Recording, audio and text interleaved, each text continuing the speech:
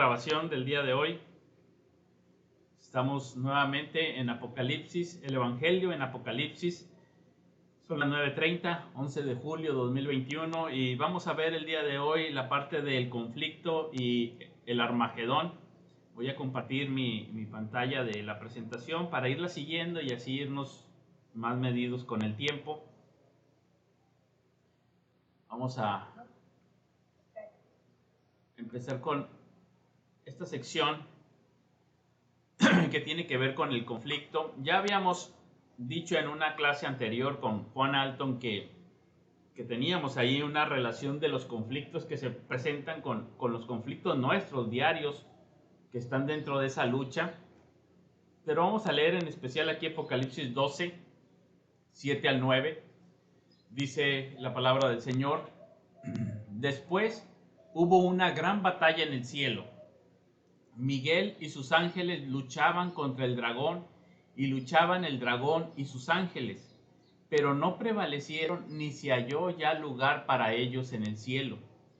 Y fue lanzado fuera el gran dragón, la serpiente antigua, que se llama Diablo y Satanás, el cual engaña al mundo entero. Fue arrojado a la tierra y sus ángeles fueron arrojados con él. Aquí vemos inicialmente un conflicto que es de tipo espiritual. Es una batalla en el cielo. Después vamos a ver también batallas en la tierra, porque estas batallas de tipo espiritual son batallas cósmicas, no son solamente en el cielo, sino que tienen repercusiones en la tierra. Entonces el diablo, el dragón, la serpiente antigua, Satanás, fue lanzado al mundo, a la tierra, y sus ángeles también con él. Y su principal característica de estos ataques es el engaño. Es lo que resalta aquí. Entonces, estas luchas por la verdad y las cuestiones del engaño tienen que ver precisamente con una batalla que sí es espiritual, pero también está dentro del reino de los humanos. Entonces, el conflicto es ineludible. El conflicto y la tribulación están estrechamente relacionadas dentro del panorama bíblico de la venida del reino de Dios. Observamos un conflicto entre la luz y las tinieblas, entre el bien y el mal, entre Dios y Satanás. El conflicto es en la esfera espiritual, pero repercute en los asuntos del hombre en la tierra. Aunque normalmente tendemos a considerar nuestras luchas como algo personal o de la iglesia, pero la lucha es contra poderes espirituales. No es algo solamente particular, tan limitado a nosotros, sino que es una lucha que tiene implicaciones espirituales detrás. La experiencia del Cordero sacrificado fue el conflicto definitivo por el cual la redención viene a todo el pueblo de Dios. Hay un conflicto especial ahí que es el de Cristo en la cruz, y ese es el conflicto definitivo. Así como el pecado de Adán tuvo consecuencias cósmicas, también la salvación de Cristo tiene consecuencias cósmicas. La vida del hombre es un reflejo de lo que él es en su cabeza principal, en su cabeza representativa. Si somos de Adán, entonces expresamos la naturaleza de Adán. Si somos de Cristo, entonces expresamos la naturaleza de Cristo. Así que el conflicto que vemos en el Apocalipsis inició con, digamos que tiene su cúspide y tiene sus consecuencias, pero lo principal es ahí en el conflicto en la cruz del Calvario. Y dado eso que sucedió en la cruz del Calvario y cómo ahí Cristo derrotó, venció a sus enemigos, entonces nosotros podemos ver todas estas consecuencias en la vida del cristiano como un conflicto ineludible, porque estamos en el reino de una nueva creación, pero todavía en el reino también de la antigua creación. Entonces estamos con un poder nuevo, un reino nuevo, pero traslapado con el reino antiguo. Así que tenemos, nos dice aquí el autor, hay un conflicto para nuestra justificación. No fue sencillo, eso fue ganado por Cristo para que nosotros seamos justificados, pero también hay un conflicto para nuestra santificación. El creyente tiene que esperar conflicto porque quiere vivir en santidad en medio de un mundo caído, en un mundo que se opone a la santidad. Entonces tiene que esperar conflicto. Va a querer vivir en la luz en medio de las tinieblas. Va a querer vivir en santidad en medio del pecado. Va a querer consagrarse a Dios en medio de un mundo que lo quiere atraer, la carne y el mismo Satanás engañando. Entonces va a haber conflicto. Y también el conflicto de la glorificación. Ese será como que el conflicto final, ¿verdad? Donde seremos transformados y finalmente será totalmente derrotada la muerte, totalmente derrotado el pecado y seremos semejantes a Él, ¿verdad? Ahí hay un conflicto, necesariamente tiene que haberlo. Y en el Apocalipsis, el conflicto se presenta desde el inicio. Se describe ahí en el mensaje a las 7 iglesias, ¿verdad? Cada uno de los mensajes describe algunos aspectos de la lucha. No es un sufrimiento pasivo, sino es un sufrimiento que es producto del conflicto que surge por proclamarnos a favor de Cristo. Precisamente porque son fieles es que hay conflicto, ¿verdad?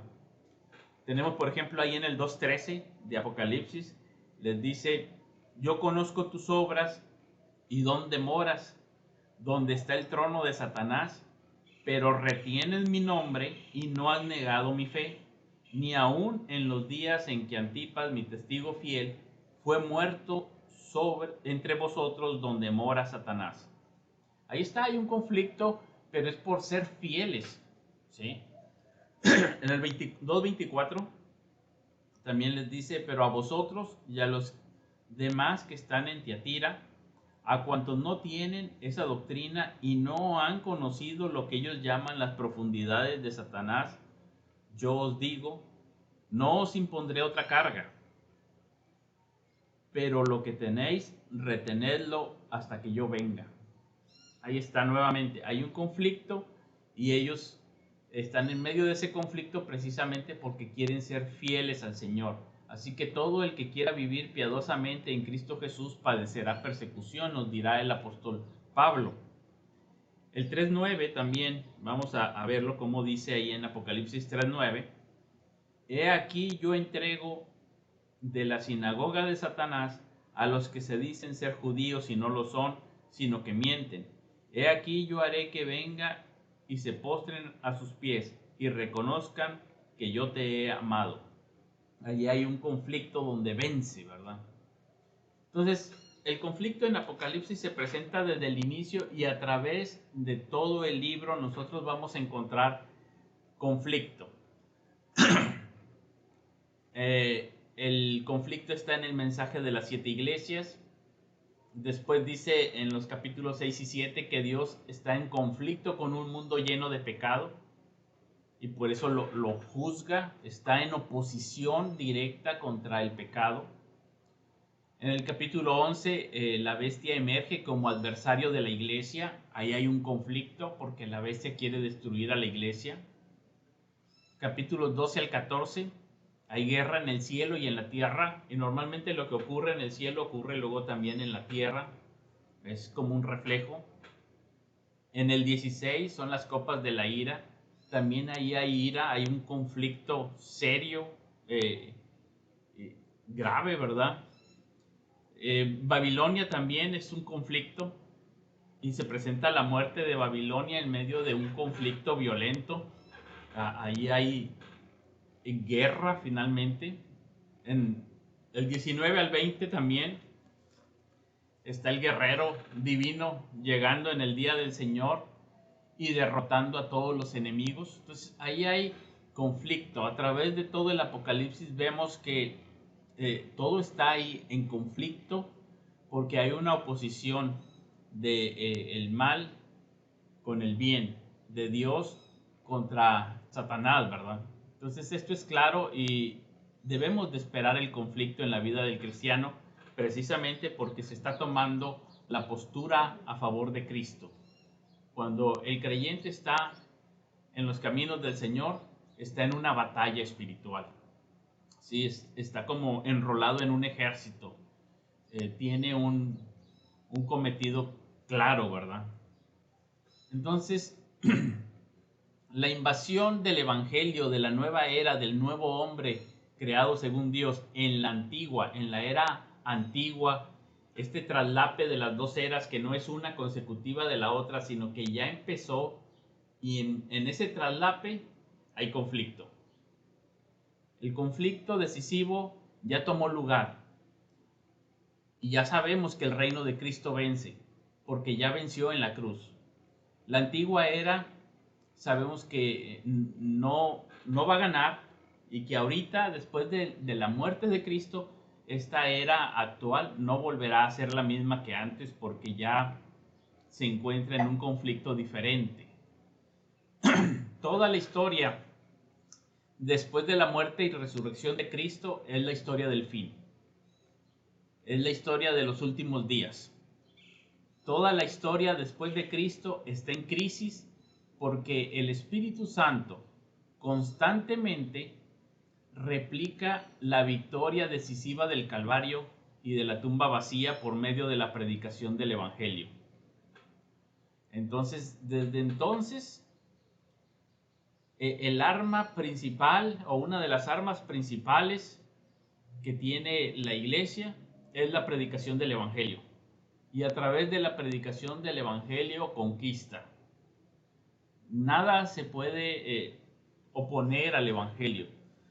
Y lo vemos desde el inicio ahí, si estudiamos el libro de los Hechos, cómo la palabra del Señor crece y cómo va extendiéndose, cómo el Evangelio llega y se extiende y lo quieren detener, judíos o gentiles, reyes, hombres mercaderes, religiosos, personas poderosas, pero no pueden detener el Evangelio.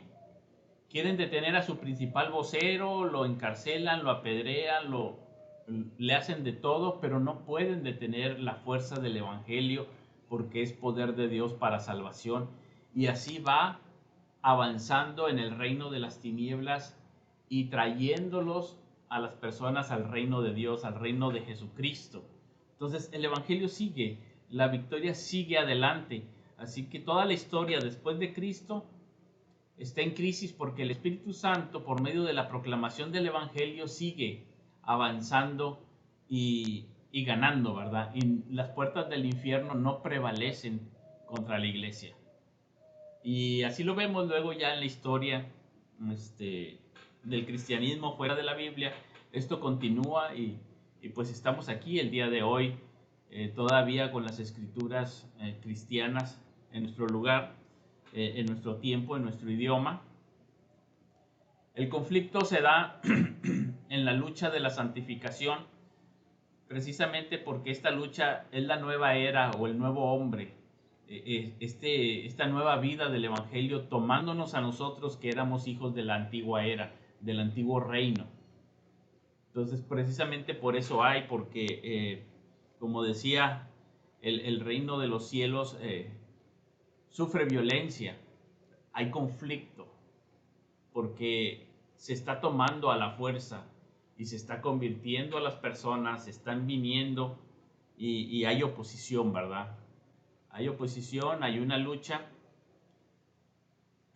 Ahora, Armagedón nos dice aquí el autor que es toda conquista del Evangelio que brilla en un mundo en tinieblas. Este es en un sentido como de aplicación, porque sabemos que hay una guerra que dice aquí luego Armagedón será la derrota final de esta malvada era y de su amo engañoso. Armagedón será una derrota final, pero él está diciendo que en un sentido cada una de estas batallas son como si fuera un Armagedón, ¿verdad? Donde el Evangelio triunfa. El Evangelio sigue avanzando y se presenta a lo largo de la historia de la iglesia ciertas batallas especiales que permiten luego continuar y continuar. la propagación del Evangelio. Entonces, cada vez que nosotros participamos de permanecer fieles al Evangelio, en proclamarlo, en modelarlo, estamos teniendo como que un tipo de batalla de Armagedón, aunque la derrota final será futura, ¿verdad? Al menos así lo vemos en la Biblia. Aquí quiero aclarar que hay dos posturas principales, digamos, más populares ahorita. Sería la del amilenialismo y la del premilenialismo. El amilenialismo ve que el milenio es ahora, que empezó con la época de la iglesia y que ahorita estamos viviendo el milenio, que ya llevamos 2000 años de milenio, ¿verdad? Con una duración simbólica de milenio para hablar de esa plenitud de Cristo. Según esta perspectiva, ya Satanás está atado en el sentido de que no puede mantener en el engaño a las personas, sino que cuando se les predica el evangelio se convierten. Está atado en el sentido de que está limitado en sus funciones. Y según esta perspectiva, ahorita Cristo está reinando y los creyentes reinando con él y están llevando adelante el reino de Dios por medio de la proclamación del evangelio. Hay otra postura que es la que normalmente hemos tenido en la iglesia, que es el premilenialismo, y esta es la perspectiva de que el milenio es un reino futuro para cuando Cristo regrese. Según yo lo veo en la Biblia, esta es la perspectiva que yo creo, es la que tenemos, pero independientemente, tal vez en alguna ocasión veamos ya lo que había estado por ahí compartiendo, que estaba leyendo este libro sobre amilenialismo y el siglo venidero, y es una crítica premilenial hacia la postura del amilenialismo, una crítica y defensa. A lo mejor en algún momento lo veremos. Yo creo que en algunas ocasiones las personas, cuando salen de su postura, digamos que un poco más común entre nosotros, y quieren irse a la iglesia reformada y estudian muy a detalle las doctrinas de la gracia, y entonces cambian su postura para ser, digamos que, reformados, y lo estudian y lo analizan y están mucho tiempo ahí viéndolo, las cuestiones de la soteriología.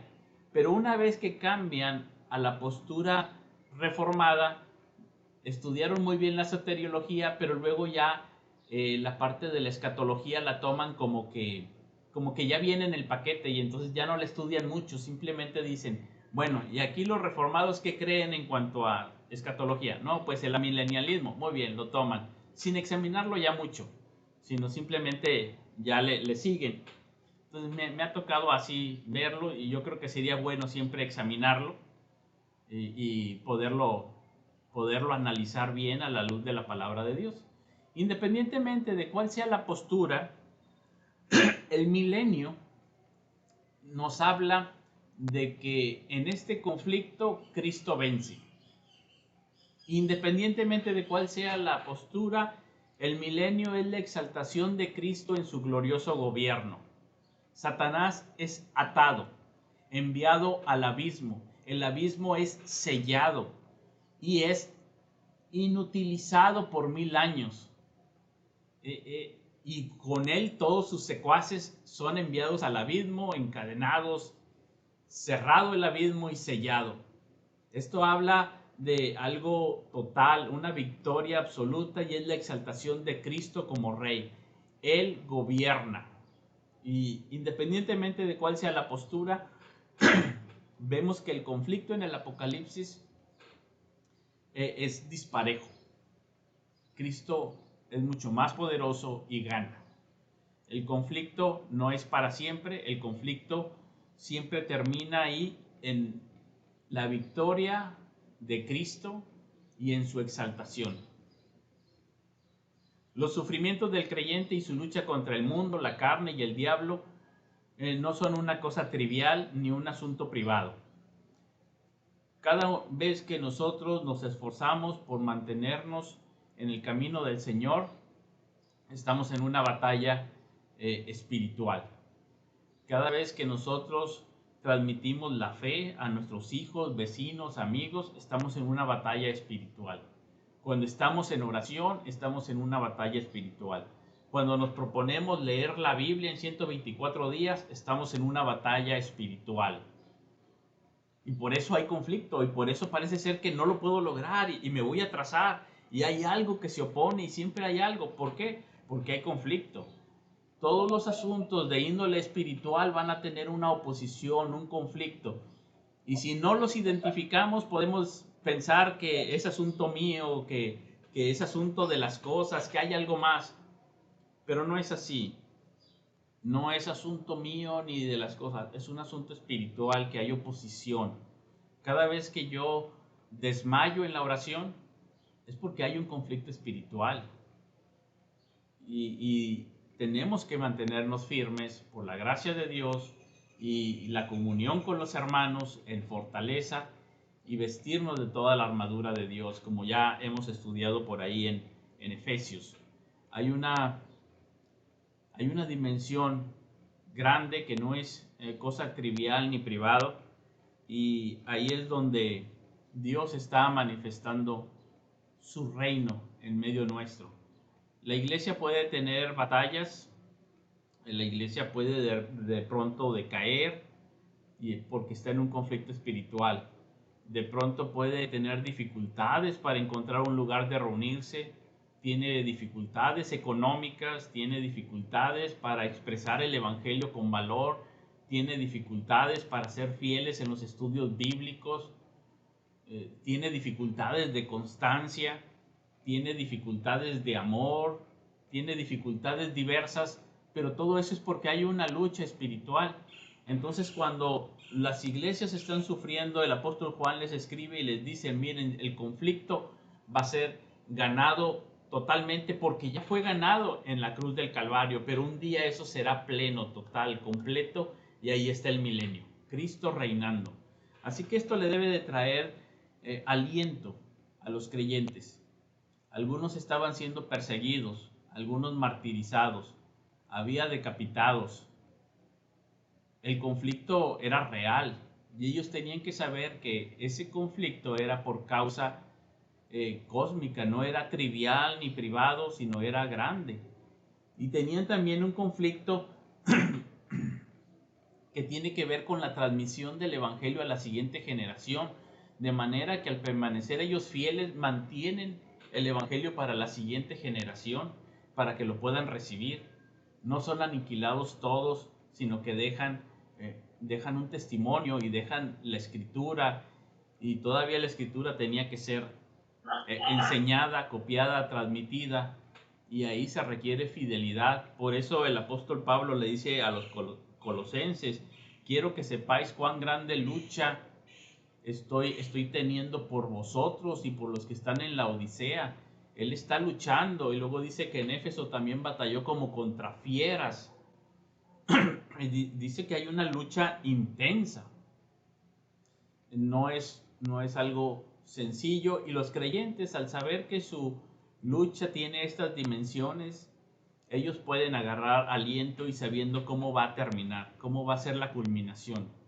La culminación del Armagedón, luego viene el reino milenial. Como lo entendamos, es un reino que exalta a Cristo y que dice que la victoria es del Cordero. El reino pertenece a Él y estamos del lado victorioso. Cristo vence, por lo tanto nosotros venceremos. Nosotros venceremos no sin conflicto, no sin conflicto. Cuando queremos evadir el conflicto, automáticamente algo está sucediendo, nos estamos saliendo de la batalla espiritual, estamos cediendo para no padecer por causa del nombre de Cristo. De alguna manera, Satanás nos quiere tentar para evadir el conflicto. Nadie quiere el sufrimiento. Digo, no somos masoquistas y a nadie le gusta sufrir, pero tenemos que saber que esos sufrimientos están dentro de este plan de redención del Señor, porque hay un conflicto real, grande, intenso, y que tenemos que, con la ayuda de Dios, ser fieles ahí. Bueno, esta es la parte que tenía para compartirles el día de hoy, y voy a detener aquí la grabación para poder hacer comentarios, preguntas. Voy a detenerlo en este momento.